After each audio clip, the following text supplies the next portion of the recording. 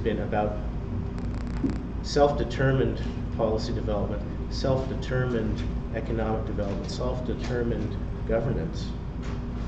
And why do you do that? Because it works.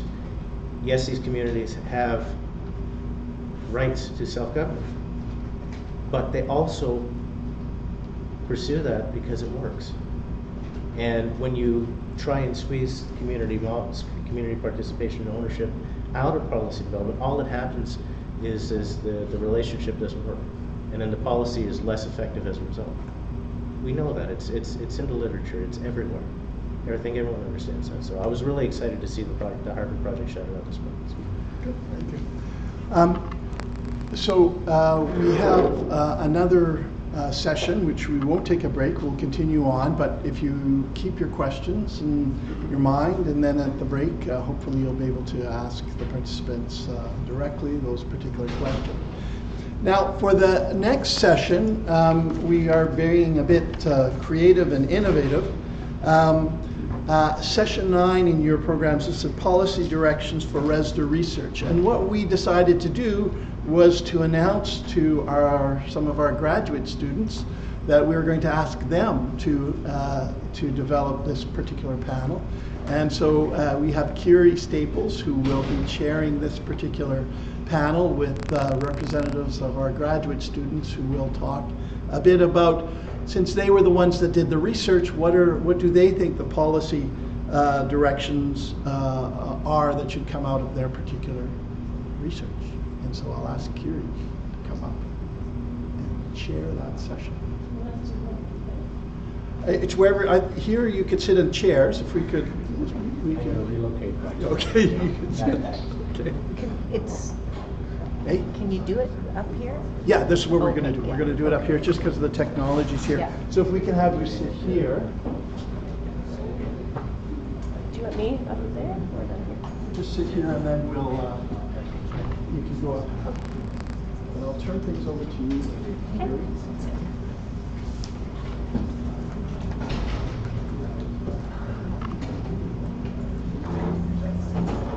I know our numbers are dwindling, so we'll keep this short. One thing I wanted to mention, because we didn't have too much time for questions earlier today, and I'm just going to take advantage of the fact that someone gave me a microphone, which is always a bad idea, is that we were talking earlier today about building capacity for earlier career scientists. And I just wanted to advocate for the fact that it's great to build capacity for early career scientists, and I would really encourage people to build that capacity for northern resident early career scientists as well. A lot of the issues that we're talking about in terms of building capacity, in terms of inspiring the next generation, partnerships, I think are really captured by creating opportunities for northern career scientists. And so it's really great that we have people like Jen and Jeanette here, because I think they really speak to that movement towards doing research by northerners for northerners, and I find that really encouraging. So I just kind of wanted to give a promo for that. So today we're talking about policy from the graduate student perspective. Just as a precursor, I have no background in policy. I'm like the B team here. Josh was supposed to do this. I got called in at the last minute, so lower your expectations. Not all of our graduate students are necessarily ready to talk about, at the right stage in their process, the research process, just talk about policy. So I would just encourage them to maybe reflect a bit on the policy process and some of their reflections on that. And I really enjoyed Ainsley's presentation talking about how policy happens at different levels and at different scales and in different ways. So I would also encourage them to talk about where exactly their policy, when they're talking about policy recommendations, who exactly they mean by policymakers in that context. And then finally, maybe they can offer some reflections on, I think Jane was kind of pointing this out a little bit, on whether policy is in fact the best way to make change, and whether there are alternatives to that. So I guess we'll start off with Susanna. Yep. No pressure. You're Sure. right. Yeah. I need this.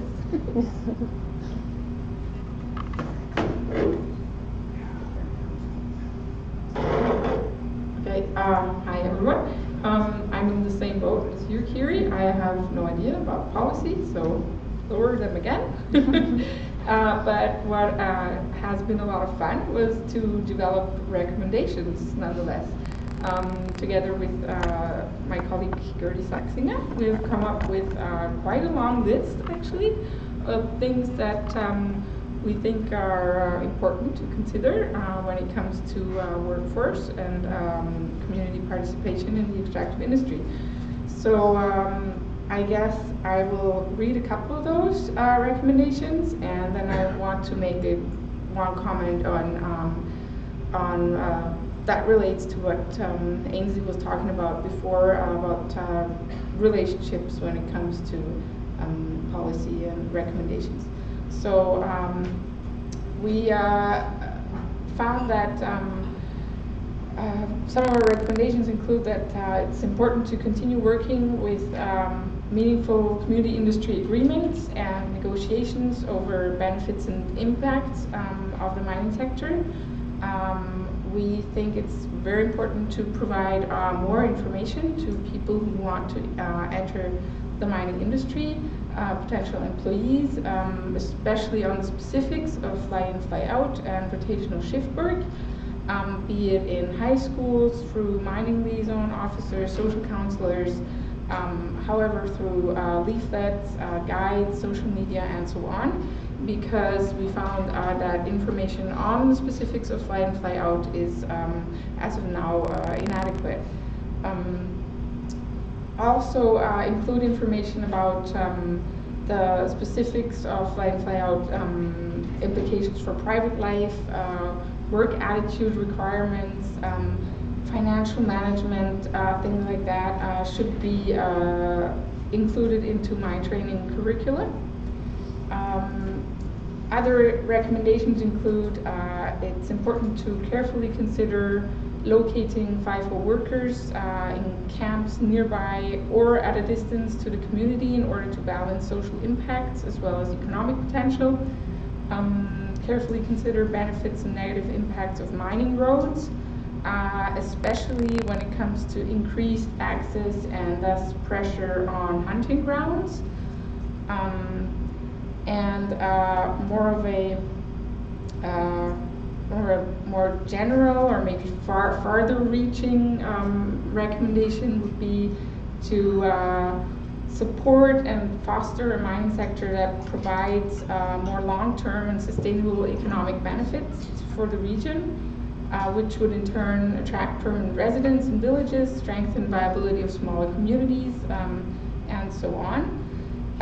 So this is general a recommendation which needs some specification, we think. So this orientation towards more long-term sustainability can be achieved by, for example, encouraging more long-term mining operations with less dependency from international market and investor considerations. So this is a further reaching recommendation for sure. Another recommendation is to provide high-end educational programs, or just in general educational programs targeted towards sectors of the population who remain employed in entry-level or low-paying jobs such as women or migrants or First Nation employees. Last but not least, ensure and continue meaningful collaboration between state bodies, communities, and the industry in developing and licensing procedure of new projects, as well as accompanying projects throughout their lifetime. So yeah, this was just half of what we came up with. And the comment that I wanted to make was that I had the chance to, when I was in the Yukon this summer, to present some of my research and the findings at the Scope Lunch and Learn. And Ainsley was there actually too, and I really appreciated this opportunity to talk directly to government representatives, to have this one-on-one, or like there were maybe 5 or 6 people present, to have this opportunity to really talk about what we've been finding, and to have this personal conversation and relationship. Yeah, that's it.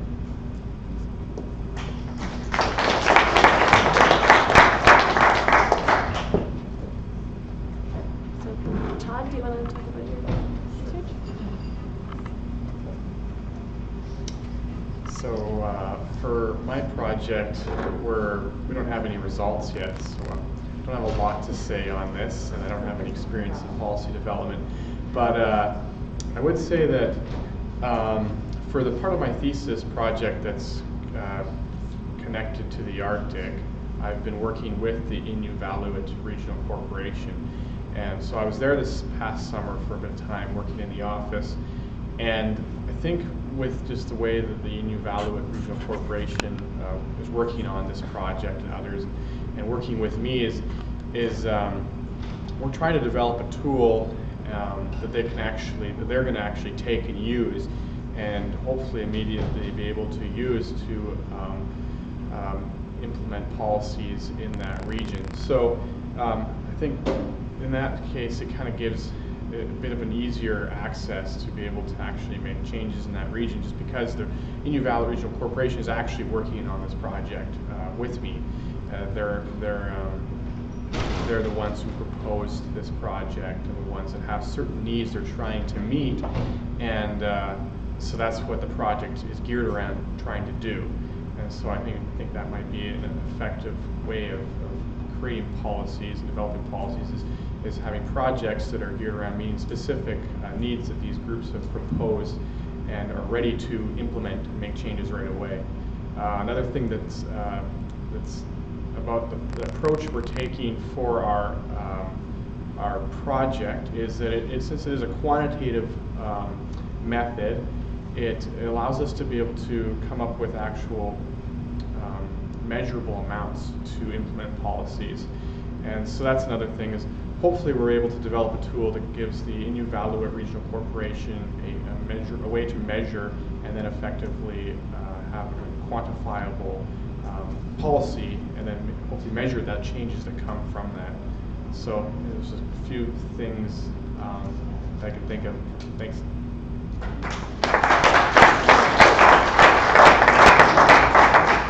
Next we have Melanie.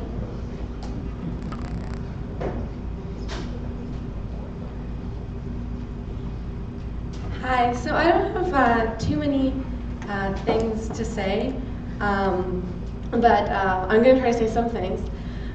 So when it comes to sort of our project, specifically sort of looking at developing legacy funds and sovereign wealth-like funds for sort of local communities, we're still sort of tweaking our policy recommendations a little bit, but sort of just generally is making sure that these sort of vehicles that communities are now using to create wealth, that's not exactly what necessarily trust law originally intended. They didn't know that this was sort of going to be a consequence. So just to ensure that these tools that we are now using that weren't for those intended purposes, just try to tweak some of the policies that affect them to ensure that you can really build that long-term investment.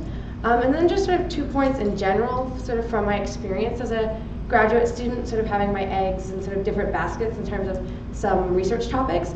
And this is both on the research side and on the policy side. When we look at our recommendations, especially sort of in the work when it ties to mining and energy, I mean, our goal is to really build these sort of sustainable, resilient communities that benefit from these resource projects, but we need to be really careful and need to ensure that we also talk to industry to make sure that the recommendations that we put forth, and hopefully the recommendations that we see implemented, don't hurt industry to the point where you're no longer going to see those benefits to communities. Because as much as there's a lot of issues with resource development, there won't be any money coming in if the policy recommendations make it so difficult for industry. So just really try to think of that balance, I guess, is sort of really important. And just the last point, over the past couple of weeks, for a few of my projects, I've had the pleasure to meet with a couple of people, public servants, and I've sort of really been impressed with how open you guys are to talking to researchers and making sure that we get in touch with the right people. And I would sort of really emphasize what I've found very useful as a tool is when you guys can make time to meet with us in person, and it's not just sort of a briefing note that we're sending over an email. We really appreciate that, but I also think it's sort of more productive. So if you could keep on being willing to meet with us, it's sort of greatly appreciated. All right, Jen Jones.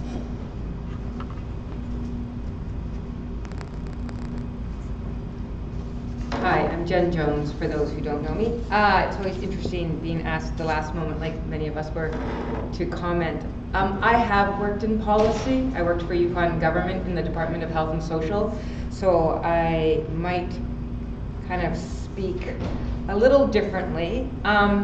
So for those who don't know what I'm looking at, I'm looking at how we address health and well-being in the governance of the extractive industry and how we address ongoing legacies of colonization. And so that's a really broad topic. And when we look at policy, I guess I would just continue on. I didn't hear what Ainsley had to say, but I kind of know Ainsley, so I'll surmise what I think she said. But I think when we're looking at what some of the other people talked about, I think when we're looking at policies to recommend that governments, so First Nation governments, municipal governments, and I can't speak on behalf of municipal governments, but First Nation governments aren't just one being. These are various departments that all have their mandates and their visions. And so they oftentimes, and correct me if I'm wrong, any policy wonks from the feds, but we get mandate letters down from our premier or our prime minister or our government leader, and that mandate then gives us a structure to move forward. So when we're talking about health and well-being, that might sound like it sits in the Department of Health, but actually sits in transportation, environment, energy, and mines and resources. And so I find it really interesting that we're talking about policy as if it's just this one thing that's going to kind of spread ubiquitously across government and then have some big change. And so I would offer us, as we think about policy, is to recognize, and I'll slow down here, sorry, to recognize that when we are talking about policy is to, I think, and Ainsley, you talked about, is to recognize the level. And then how that level or department interprets it is interpreted by their mandate. And so I feel, and of course, we want to look at health and well-being, and I should be talking to the people in health and social, and we should be looking at health more holistically. And some we could be looking at it either, looking at values, so through accommodation, but recognizing that it also involves environment, because I'm looking at First Nation concepts of health and well-being. But environment addresses health and well-being very differently because of their mission statement and mandate. And then it involves resource development, or energy, mines, and resources, which is what we call it in Yukon.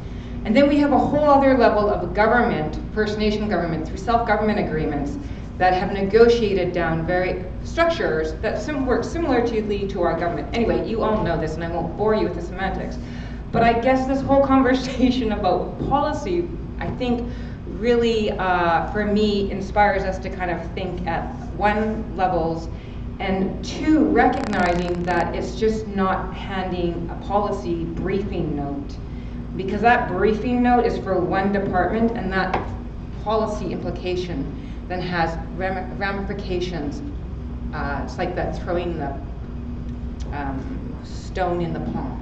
It has ramifications, and so we don't know those ramifications. So I guess, what am I trying to say? I'm rambling. But I think it's about trying to think of how those ramifications, and I know you asked this of us, Chris, but I don't think we think about ramifications for different levels of government or different departments, and how that fits in policy, particularly when we're dealing with either legislative policy or procedural policy. And so I guess for when we're looking at health and well-being in the governance of the extractive industry, I think there's a couple levels we could be looking at. One is looking at accommodation. Do we just continue down the same road and try and fit in metrics or indicators into what we're doing? And I think that's, and values, and I think that's a very valuable exercise, as Ben and I were talking about earlier. But then I think it's also looking at policy at a bigger level and kind of going, okay, for the First Nations, it's going to have very different policy implications, because within their self-government agreements, have we enacted them to their full extent? And what kind of policy implications would that have across the First Nation? And then what kind of policy implication would that have across government? And I guess that would be my contribution, is that when we're thinking about policy, not to reduce it down to a policy briefing. Because I have been the recipient of a policy briefing, and I also write policy briefings, which get lost. But it's recognizing that, that I think it's a bigger conversation, and I think it's really great that ReSDA brought in some policy folks and are beginning that conversation, and would echo what you were saying, Stefan, to continue, but to recognize policy is just not one department. It's multiple departments with different missions. Sorry, that's my contribution.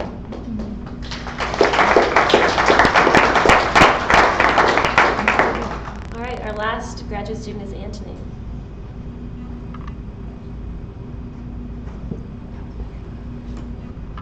Hello, everybody. I'm Antony, and I'm at the Carleton School of Public Policy, so I should have a lot to say about policy. I'm here along with my supervisor, Stefan, and we're working on the impact that mining has on business development in Nunavik and Nunatsiavut. And one thing that we've been really lucky with is we've had our research is being driven by our local partners like Makivik and the Nunatsiavut government. And especially in Nunatsiavut, they want to develop a mining policy, and they want to see how mining has impacted their economic development since Voisey's Bay begun, and how it's impacted businesses. And so we do have a clear objective in that we need to find out, answer this research question, and translate it into a policy, a mining development policy. And also, one thing that we've been lucky with is the businesses are really receptive to talking to us. There's not a lot of communication between the government and the businesses, so when we've started doing our piloted surveys, we've had a lot of input, and this research would probably allow us to be like a conduit between the businesses who have transitioned from mining to mining relatively recently, since Voisey's Bay began, and the people in the government trying to make the policy. And so, so far we just have piloted results. We don't have actual results, but one thing that we have discovered is what we find in the literature is not what we see when we talk to these businesses. They bring up issues such as specialization and how the IBA impacts specialization that we don't see in the literature. And so hopefully when we have these results, we can translate them into an effective policy. Thank you.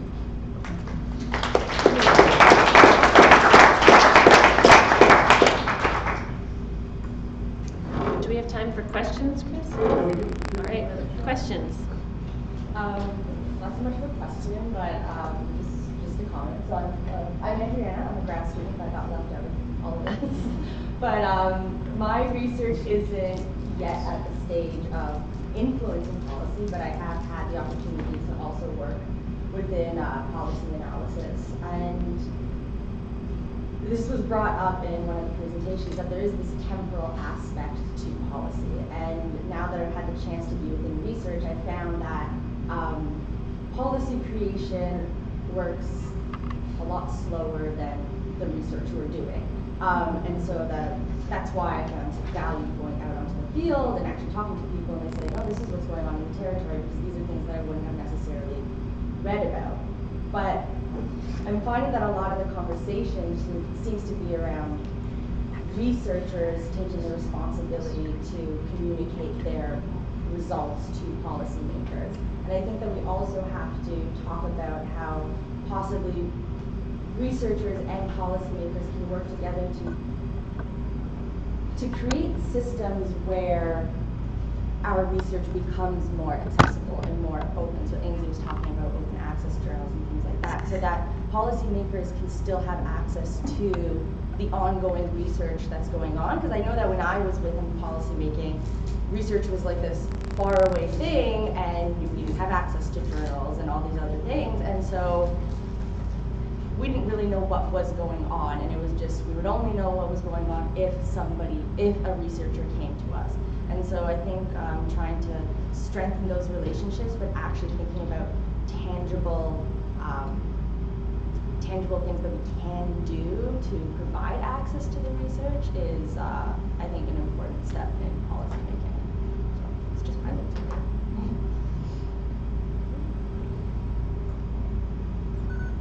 Any other questions or comments? Comment, and it comes from my personal experience. Being a kid, I heard my father say thousands of times, "Mary Ellen, use the right tool for the job." And I think that we've been focused here on policy, forgetting the fact that policy is only one tool of many. And we're forgetting the fact, what is the right job? What is the right tool we use for the right job? And I don't think we really look at research outcomes. Is it simply policy? Or is it change in society that we want to create? So research for the sake of policy, we use an utter waste of time because it's not necessarily the right tool for the job. And we saw a picture up on the board not long ago that said a hammer. Policy is a tool, and they showed a picture of a hammer. Well, a rock could do the job. A hammer could do the job. An axe could do the job. A crowbar could do the job. We have to pick the right tools. And I'm not sure if we're not wasting our time just trying to create policy. What we need to do is create change.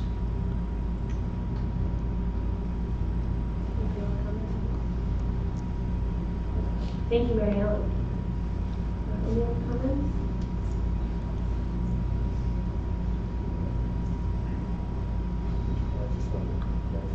To me, it's a discussion about vision and long-term, short-term kind of transitions. I mean, I agree that in the long term we often need to look at social norms and changes and how can we influence them. And the policies are often a relatively short or medium-term kind of look.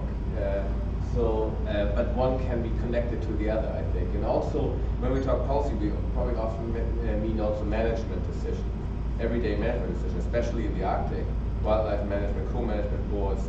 That's not necessarily policy, but it's institutional involvement of communities, traditional knowledge, and how do we get this into the whole decision-making process more so than just policy. So if we talk policy, I understand a wider context. Absolutely. Yeah. Like knowledge mobilization seems to be a very effective way too of having change happen without implementing a policy. If you're able to inspire ideas or share knowledge, whether it's youth knowledge mobilization, I think that could be another really effective way. And it seems to be from what I've seen or heard. Yeah, absolutely. Just as a follow-up to that, I've been doing some research in the Northwest Territories related to knowledge mobilization. And the thing we've heard time and time again from the folks in the communities that we work with is that youth are the priority, not just as the next generation, but also as a means of communicating research. And if you involve youth, they're going to go home and tell their families about it, and that can be a really effective way of sharing knowledge. Yeah, Mary Ellen's comment begs the question, I guess. I can ask it to any of you, and or also to Mary Ellen, that if social change is your goal, what is the right tool?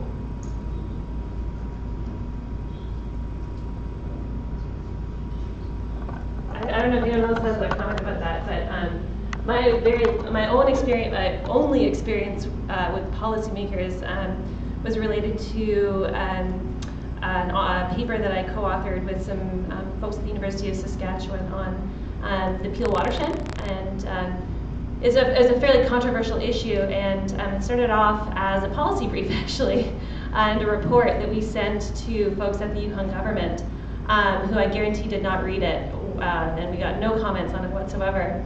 And then when we published our paper, we ended up getting a little bit of a media attention on it, and it wasn't until the policymakers, Minister of the Environment actually in particular, was asked for a comment on the paper. Did he actually read it? And he didn't have the nicest things to say about it, but he actually read it. And so for us, it was an interesting experience in terms of media attention and kind of the implications of social awareness, I guess, of issues, although in that case, there's already a ton of awareness about the issues in the Peel watershed.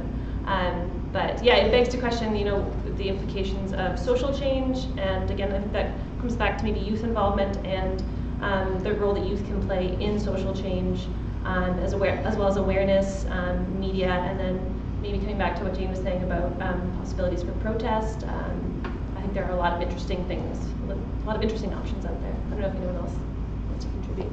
Yeah, I guess, can you, everyone can probably hear me, I'm pretty loud, okay. I guess sort of the answer is it's tools, pluralized, right? It's not one tool that's gonna get us social change, it's lots of things, whether that's empowering youth, whether that's knowledge mobilization, and I definitely do think in some particular cases, depending what you're looking at, especially if you're looking at a problem that really is trapped in a bunch of sort of legislative stuff, changing policy is just one of the many tools. And I think as researchers, when we look at projects, maybe we need to consider, with our one research, can we not just come out with a policy recommendation, but also encourage knowledge mobilization so that we don't just use our one tool for one research project.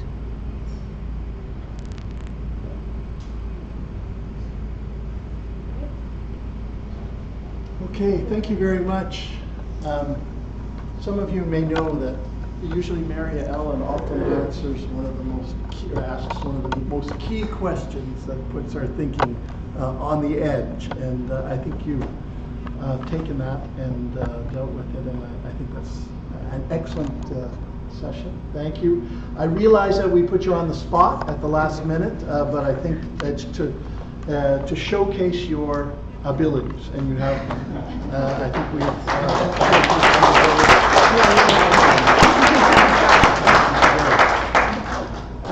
so we'll have a 15-minute break, and then we'll come back for a short basic summary that I will give when we come back from the break. That's a lot.